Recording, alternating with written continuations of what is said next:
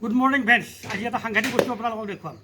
তাৰমানে এইটো বস্তু আচলতে ভিডিঅ'টোত একো নাই। এইটো কথাটো হ'ল কি, যোৱাকালি মিছেছে ক'লে যে কল পচলা খাব লাগিছিলে বুলি ক'লে। মোৰ আকৌ ভাইটি এটা আছিলে, নামটো মই নকওঁ দেই, নহ'লে সি আকৌ ভাবিব কি সেই দাদাই মোৰ নামটো কৈ দিলে, লাজ পালোঁ, এনে ভাবিব পাৰেতো। নামটো মই নকওঁ।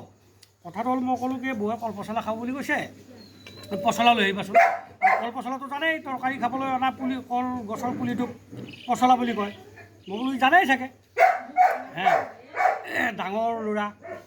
তাৰপিছত কি হ'ল জানে, সিটো মানে মই যেতিয়া অফিচলৈকে গ'লোঁ, তাৰ গাড়ীতে লৈ আহিছে এই মস্ত 2 টুকুৰা কল, বুজিছে। যেন কিবা সত্যনাৰায়ণ পূজাত এই দলোৰা মানে হেৰি বনাব বামুণৰ কাৰণে, মানে দোনা বনাই যে দোনা, এয়া বনাব। তাৰপিছতে দেখিলোঁ এতিয়া কি কৰা যায়, সেইটো আনিছেই, খাবও লাগিব। সেইকাৰণে ইয়াক এটা বুদ্ধি কৰিলোঁ কি জানে। এতিয়া মানে বস্তুটো হ'ল কি, খাদ্য সম্ভাৰবিলাক আপুনি মানে নাখাব পাৰে কিবা কিবি খাদ্য সম্ভাৰ, কিন্তু নামবিলাক জানিব লাগে। নামবিলাক জানিলে কি হয়, তেতিয়া মানুহৰ তাৰমানে কি হয়, এই পিছৰ জেনেৰেশ্যনৰ কাৰণেও সুবিধা হয় ক'বলৈ।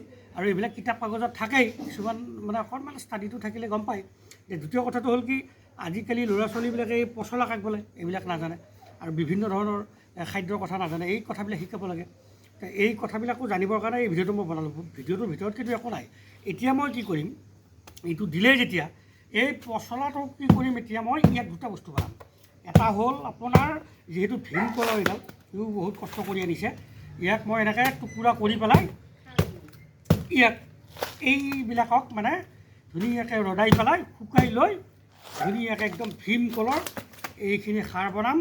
আৰু মাজৰখিনি যে থাকিব, ইয়াক কি বনাম জানে, ইয়াক মানে মচলা বুলিতো আনিলেই ন, আনিছে যেতিয়া একদম ভিতৰৰ বস্তুটো, এই ভিতৰৰ বস্তুটো আৰু ইয়াৰ পৰা আৰু অকণ কাটিব লাগিব। ইয়াক মানে পচলা বনাম তৰকাৰী খাবৰ কাৰণে, ঠিক আছে। এনেকৈ ধুনীয়াকৈ কাটি মেলি এইটো শুকাই মেলি, এতিয়া মোৰ 1 গুলি 2 চিকাৰ হ'ল। তাৰ এটা কষ্টত মোৰ 2টা কাম হ'ল। কিন্তু ঘটনাটো হ'ল কি, বস্তুটো নাজানাৰ দুখত এইটো হৈছে। আৰু একো নাই, জানিলে ভাল, চবেই জানি থোৱা ভাল। মই মানে পচলাটো আমি অন্য, আমি অসমৰ মানুহ, পচলা কাটিবলৈ নাজানো, এইটোতো ডাঙৰ সমস্যা এটা।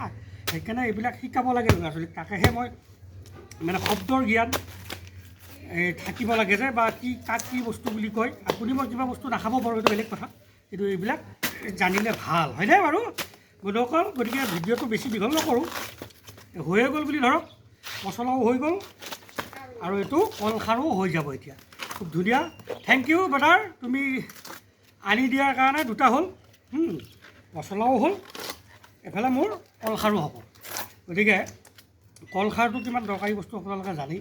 চৌদা খাৰ খাইতো লাভ নাই, চৌদা খাৰ খালে বেমাৰ আজাৰ হ'ব পাৰে। চৌদা খাৰ য'তে ত'তে দিব নোৱাৰি। গতিকে ঘৰুৱা ব্যৱহাৰৰ কাৰণে যে আমি পচলাটো খাব লাগে, এইটো আৰু বিভিন্ন বেমাৰ আজাৰৰ কাৰণে ভাল বুলি শুনি থাকোঁ। এনেকৈ ধুনীয়াকৈ কাটি দিয়ক, সৰু সৰুকৈ কাটি ধুনীয়াকৈ চাফা জেগাত ৰ'দাই দিব। আৰু তাৰপিছত আপোনাৰ কলখাৰো হৈ গ'ল, পচলাও হৈ গ'ল, চব হৈ যাব। ঠিক আছে বন্ধুসকল, আজিলৈ ইমানে আছিল, বেছি কথা নাই। আপোনালোকৰ সময় কম, আজিকালি চবৰে সময় কম, ঠিক আছে। আশা কৰিছোঁ এই পচলাৰ ভিডিঅ'টো আপোনালোকে ভাল পাব বুলি ভাবিয়ে বনালোঁ, ঠিক আছে। ধন্যবাদ।